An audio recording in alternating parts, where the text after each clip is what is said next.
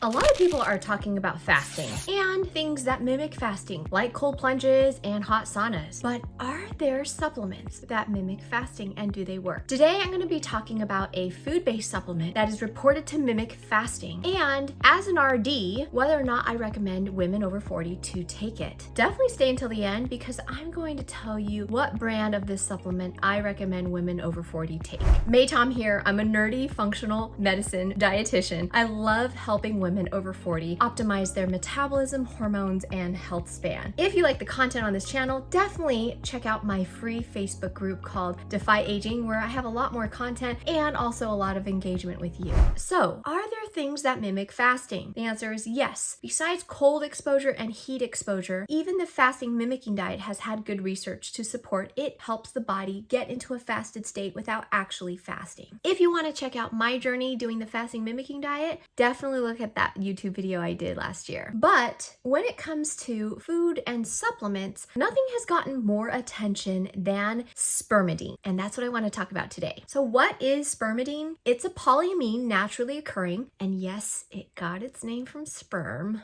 I know, it's kind of awkward, but it's also found in breast milk. So amazingly, nature, God intended for spermidine to be associated with the beginning of life and the growth of life. Interesting thing enough is both animal and human models prove that spermidine declines with age. Interesting, right? The exception to that are centenarians and healthy nonagenarians who actually have blood levels of spermidine closer to someone younger, like a middle-aged person. Also, the Blue Zones research, which identified regions in the world where people live over 100, found that Blue Zones regions' diets tend to have levels of spermidine higher in the diet than, say, the typical standard American diet. So, what things contain spermidine besides sperm and breast milk? Well, there's a lot of things in our diet, such as wheat germ, plants like broccoli, lentils, mushrooms, also fermented foods like natto, which is a aged soybean product, and also mature cheeses. The cool thing is we all make spermidine in our bodies through our cellular pathways as well as in our microbiome, in our gut. Amazing. So it is important to say if you don't have a healthy gut, you may not be making spermidine the way you're supposed to. Let me back up and look at fasting in general to show you what the benefits are so that you can really see why a fasting mimetic could be so powerful for you if you're over 40. So fasting actually helps the body go into a hyper cleaning, hyper efficiency mode where the cells start cleaning up debris and toxins. They start burning fuel more efficiently. That's called autophagy. The mitochondria within the cells are doing the same thing. That's called mitophagy. So yes, this is kind of like the classic example of Marie Kondo waking up in your cells going, let's get to work. And we tend to have healthier cells and healthier mitochondria as a result. This is totally in line with the mitochondrial theory of aging, which states that one of the reasons why we age is the breakdown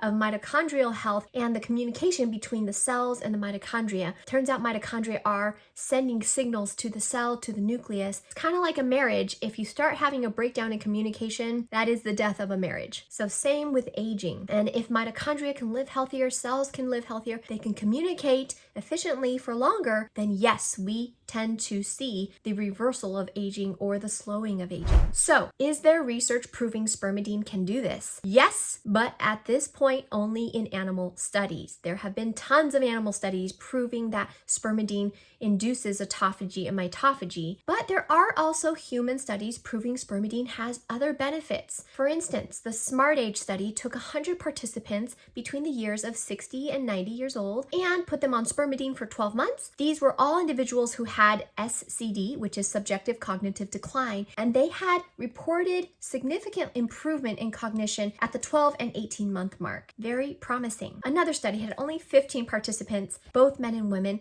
at a little bit higher levels for a little bit shorter period of time, but they looked at hormone changes. They found that cortisol went down, which is positive. They also saw estrogen and progesterone and DHEA go up, especially in females. And they also saw an increase in testosterone in males. Specifically, males under 50 had a 49% increase in testosterone from taking spermidine. Wow. So several animal studies have proven spermidine lowers inflammation, reduces oxidative stress, and also reduces something called cellular senescence or immunosenescence, which is when cells not only don't work anymore, they also don't replicate, but they are not dying off like they're supposed to. So literally they're like zombie cells floating around doing nothing positive and taking up space. So if we can improve that, it's kind of like watching a really cool zombie movie where the hero is Spermidine. Wouldn't that be amazing? Data collected from NHANES showed that people who had higher levels of spermidine in their diet actually had better waist circumferences, BMIs, and overall better blood sugar control. This might mean spermidine could be really strategic in combating the obesity epidemic we're having. From a vanity perspective, spermidine was shown to reverse the graying of hair in vitro studies, which if you've looked around at social media, there are quite a few influencers raving about spermidine because it's helped with their grays. The person I interviewed who talked to me about spermidine, Leslie Kenny, is 58 years old and she has no single gray hair on her head and does not dye it. From a personal perspective, I started taking spermidine before I turned 40 and I had a few grays coming in. I didn't see an increase in grays. And then I ran out of spermidine and stopped for a while. And it looked like someone spray painted half my hair white. Now, that's a little bit of an exaggeration, but it was very noticeable to me. So you better believe I am very faithful in taking my spermidine supplement. If you're over 40, should you be taking spermidine? And as a dietitian and looking at the research, I would venture to say yes, most definitely. Similar to nitric oxide, we're just not making the same amount of spermidine when we hit our 40s and beyond. So it's almost like replenishing a deficiency in the body. Crazy connection is spermidine helps the NOS enzyme work better so your body can make more nitric oxide.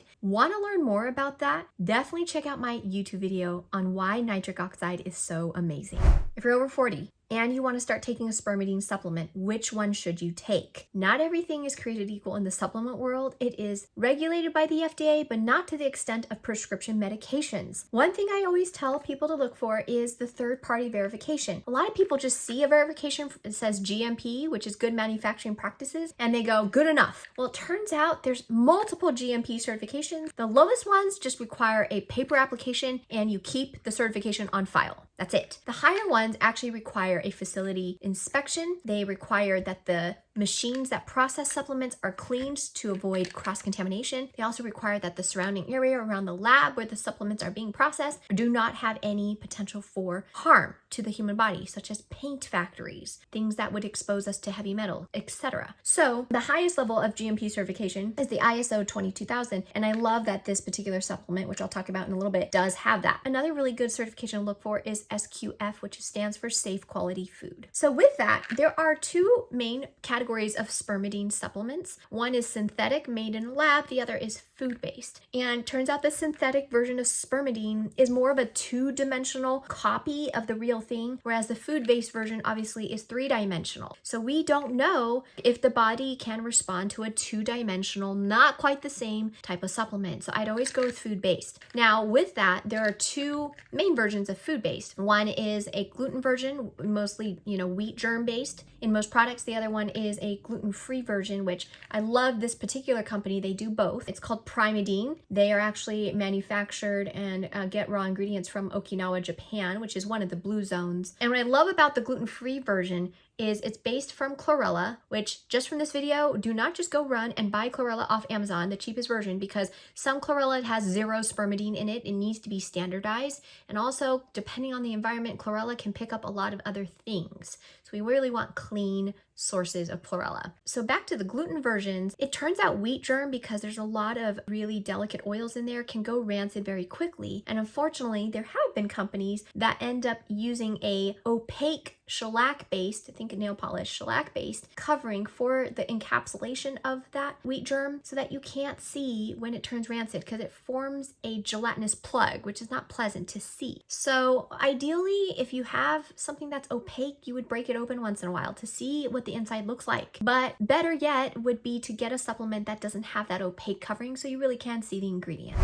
So I'll link below which one is my favorite, which is Spermidine. Again, you can get 2 different versions of it, and now they sell a powder powdered form as well. And it's 2 caps a day, 2 tablets a day for the standard dose. If you start taking Spermidine because of this video, definitely leave me comments below. I want to hear how it's been going, what you've been noticing, whether or not you've noticed any improvements in gray hair. Some people report improvements in sleep as well. So for all of the above reasons, we need more people taking Spermidine and talking about it.